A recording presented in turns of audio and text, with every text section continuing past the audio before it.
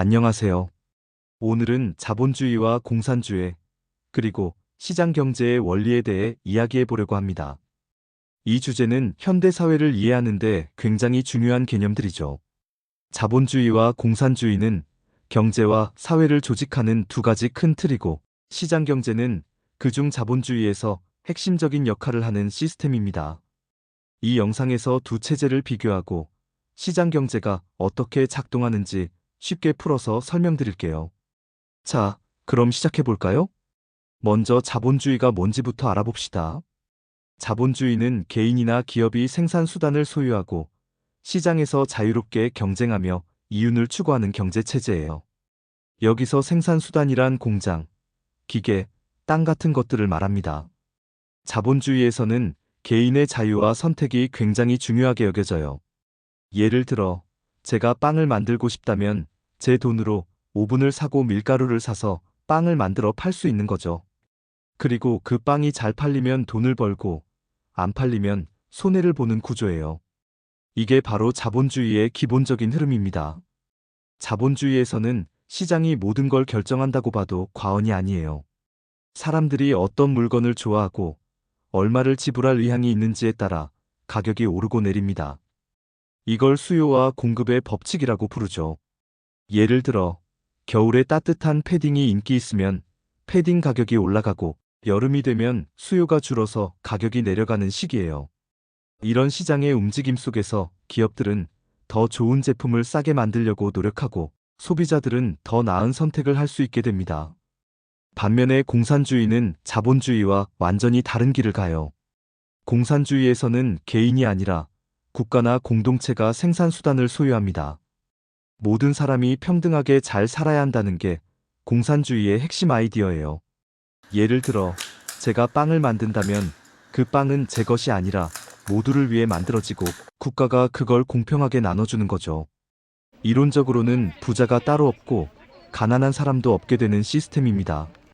공산주의에서는 시장이 아니라 계획이 경제를 움직여요. 국가가 모든 걸 통제하면서 어떤 물건을 얼마나 만들지, 어떻게 나눌지를 결정합니다. 예를 들어, 국가가 올해는 빵을 100만 개 만들어서 전 국민에게 나눠주자라고 계획을 세우면 그 계획에 따라 생산이 이루어지는 거예요. 이 방식은 자본주의처럼 개인의 이윤 추구가 아니라 공동의 이익을 목표로 합니다. 그럼 자본주의와 공산주의의 차이를 조금 더 깊이 들여다볼까요? 자본주의는 개인의 자유와 경쟁을 강조하지만 그 과정에서 불평등이 생길 수 있어요. 잘하는 사람은 부자가 되고 그렇지 못한 사람은 가난해질 가능성이 크죠. 반대로 공산주의는 평등을 추구하지만 개인의 자유가 제한되고 효율성이 떨어질 수 있다는 단점이 있어요. 예를 들어, 자본주의 나라에서 열심히 일해서 돈을 많이 번 사람은 큰 집에 살 수 있지만 공산주의 나라에서는 열심히 일해도 국가가 정한 만큼만 받게 됩니다. 시장 경제는 자본주의 안에서 작동하는 구체적인 메커니즘이에요. 시장 경제에서는 가격이 모든 걸 조절한다고 볼 수 있습니다. 수요가 많고 공급이 적으면 가격이 올라가고 공급이 많고 수요가 적으면 가격이 내려가죠. 이 간단한 원리가 경제 전체를 움직이는 힘이 됩니다. 예를 들어, 스마트폰이 처음 나왔을 때 수요는 엄청났지만 공급이 적어서 가격이 비쌌어요. 그런데 시간이 지나면서 더 많은 회사가 스마트폰을 만들기 시작했고 가격이 점점 내려간 거죠. 시장 경제의 또 다른 특징은 경쟁이에요. 기업들이 더 좋은 제품을 더 싸게 만들기 위해 서로 경쟁합니다. 이 경쟁 덕분에 소비자들은 더 나은 선택지를 얻게 되죠. 예를 들어, 커피숍이 동네에 하나만 있다면 그곳에서 비싼 가격에 커피를 팔아도 사람들이 어쩔 수 없이 사겠지만 커피숍이 여러 개 생기면 가격을 내리고 맛을 더 좋게 만들려고 노력하게 됩니다. 이게 시장 경제가 혁신을 이끄는 방식이에요. 하지만 시장 경제에도 문제는 있어요. 경쟁이 너무 치열해지면 큰 기업이 작은 기업을 밀어내고 독점을 만들어낼 수 있습니다.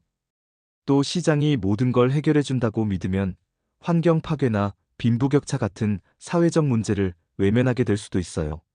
예를 들어, 기업이 이윤만 생각해서 공장을 마구 짓다 보면 공기가 나빠지고 노동자들이 저임금에 시달릴 수도 있죠.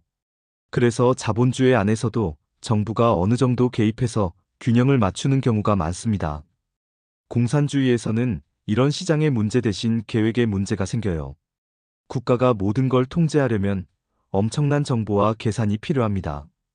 그런데 현실적으로 그걸 완벽히 해내기가 어렵죠. 예를 들어, 사람들이 빵을 얼마나 먹고 싶어 할지, 어느 지역에 더 많이 보낼지를 정확히 예측하기가 쉽지 않아요. 그래서 공산주의 나라에서는 물건이 부족하거나 남아도는 경우가 자주 생겼어요. 역사적으로 소련이나 북한 같은 나라에서 이런 문제를 겪은 사례를 볼 수 있습니다. 자본주의와 공산주의를 비교할 때 실질적인 사례를 보면 더 이해가 쉬워요. 자본주의의 대표적인 나라는 미국이에요. 미국에서는 개인과 기업이 자유롭게 활동하면서 세계에서 가장 큰 경제를 만들었죠. 하지만 동시에 빈부격차가 크고 의료비가 비싸서 병원에 못 가는 사람들도 많아요.